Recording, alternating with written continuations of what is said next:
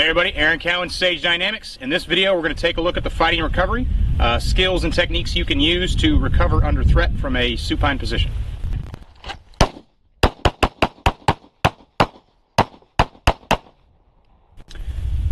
Now the concept is pretty straightforward, and I'm sure some of you are familiar with this. If I'm on my back, if I've been knocked to my back, I got to draw from a supiner on my back position.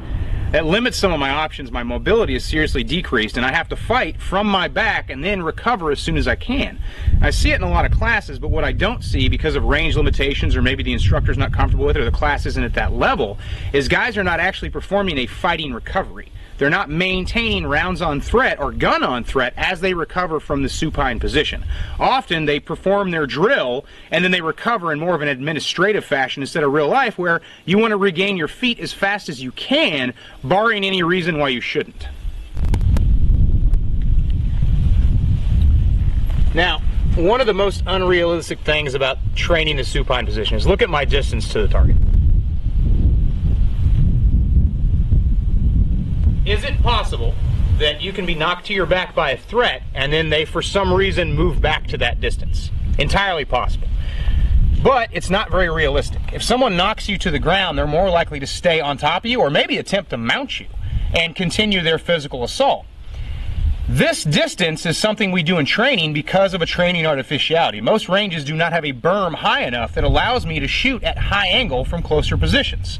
So we move our students back. They still get the fundamentals, they still get the idea, but they're not using the weapon in a more realistic fashion or a more probable realistic fashion.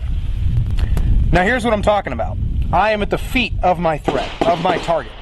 But if you look at it from my perspective, I cannot safely train right now because my rounds would go over this berm. If your range doesn't have an impact area, you can't shoot now. You're too close to the target, so the rounds are going to go over the berm. That is a training artificiality. It's not a real life thing, it's a training thing. Now, on my range, in one direction, I can shoot over the berm. But on most ranges, the majority of ranges you'll find, you cannot actually train and shoot live rounds more realistically because of this artificiality. Now traditionally, this is how your supine drill works. You get into an administrative position, take your time, get on your back, good distance from your threat. You may already have your weapon in your hand, or you may be able to draw. So I access my weapon, I draw, I come up, and now the drill is called, everybody's safe, and then people make a recovery. Maybe they're required to reholster or not. It all depends on the instructor and the range, and I recover, and that's it. To me, that doesn't really underline the realism and the critical nature of that particular skill set, because I think everybody can agree if I'm knocked to my back, it's more of a critical, time-sensitive situation than it would be if I get to fight from standing up where I maintain my mobility. Now, one of the things you'll get in my intermediate or my advanced classes is they're voluntary drills, but they allow you to be put in the supine position realistically. Students can bring a mouthpiece, headgear, whatever they need, and if they volunteer to go through the drill to make it as realistic as possible, they'll start from a standard regular position, and then they will be physically put on their back. The instructor moves out of the way, and then the target is engaged. Some people call that a safety issue, and I say if you want super safe training, then stop shooting live rounds. The point of the drill is to give them the idea of how much of a disadvantage they can be at when they're put on their back instead of administratively getting on their back at their own speed and leisure, and it allows them to learn how to fall, because knowing how to fall is kind of important. Now, if you're doing it by yourself, you just kind of got to let gravity take control. And this is something I've talked about in videos that I did a couple years ago, but we're going back over it again with live fire. Now, working with my training artificiality, I'm still pretty far away from my target. But I'm going to put myself on the ground realistically.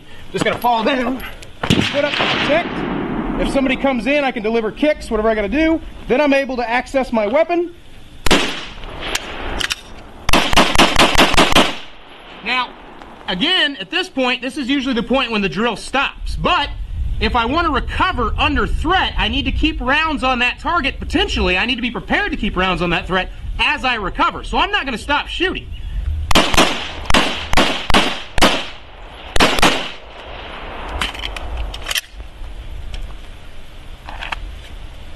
Now that is a half-speed recover under threat, which I used one technique. There's two different techniques you can use.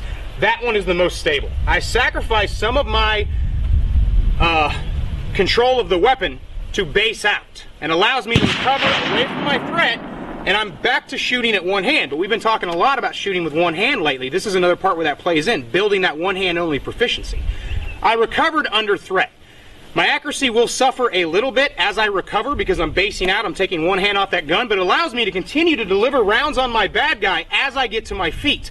Now I may stop at a crouching or a kneeling position and continue my fight there, or I may come to full standing and then move to cover.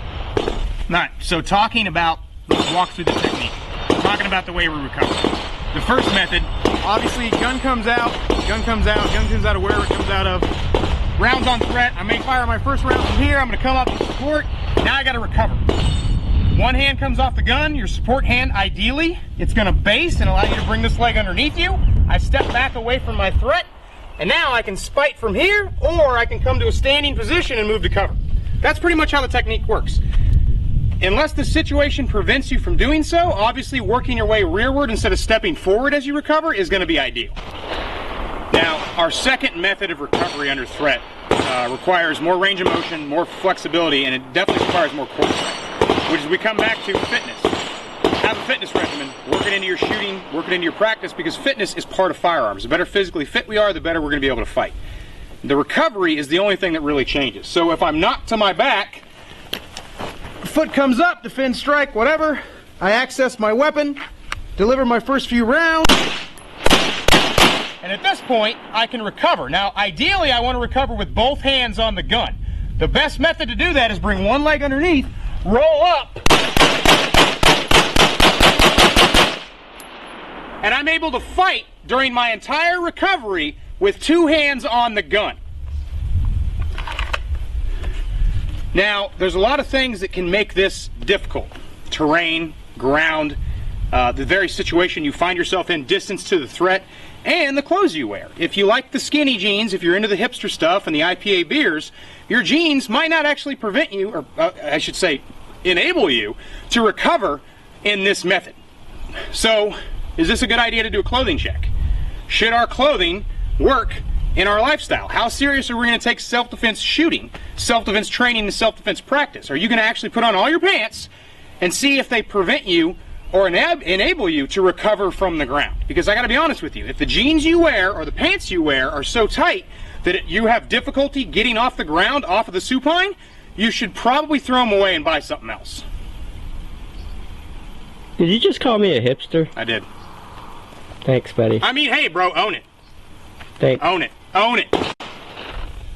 Now, the range I'm on allows high-angle shooting because there's a 5-mile impact area, so I'm able to shoot over the berm in one direction. This is a little bit more realistic. This is what you don't get in traditional firearms classes on traditional ranges because they don't have high-angle shooting. The reason you're 5 or 7 or 10 meters away from your threat isn't because that's where the threat's most likely to be. That's because what the range allows. The berm just isn't high enough for high-angle shooting. So, and it's rare, but if you can access a training area like this, obviously you should do it as often as you can. If you can't, you should be practicing this at home using a practice partner, using a SIRT pistol or a blue gun or whatever you have to allow for that dry fire mechanics practice. In this situation, my threat isn't a comfortable 5 or 7 meters away. He's right on top of me. I can even increase the realism, get a little closer, maybe decrease the realism, factor in the situation, introduce multiple targets. Maybe I've got 3 or 4 people attacking me at the same time, but when I actually have to shoot the threat, I can deliver strikes, come back, access my weapon,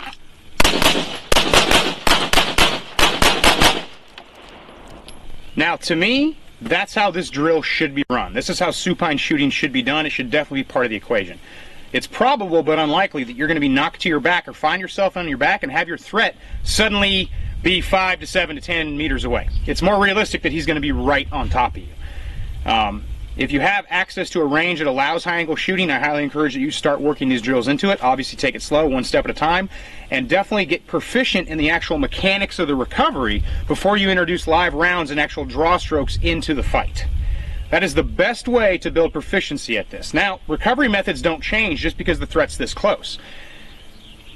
The question becomes, where should the most amount of fire be delivered? Because we want ammunition management. If possible, we want to perform that reload mobile. We don't want to have to reload on our backs because our mobility is reduced, and now our gun's out of the fight because we got to put more ammo in it. This is another reason why I don't like low capacity guns, single stack 9s and things like that, because they just don't have enough bullets in them.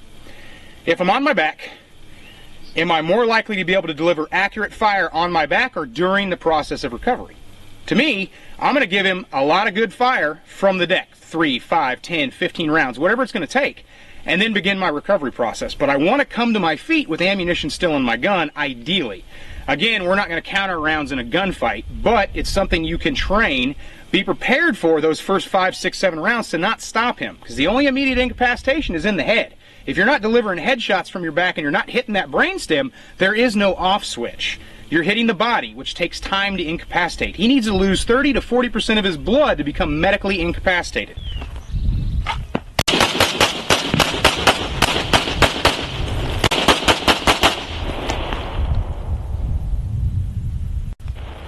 Now, we looked at 2 recovery methods, fighting under threat. We want a fighting recovery. If we have to fight, we have to be prepared for it. We may have to fight all the way back to our feet, or at least to a kneeling position.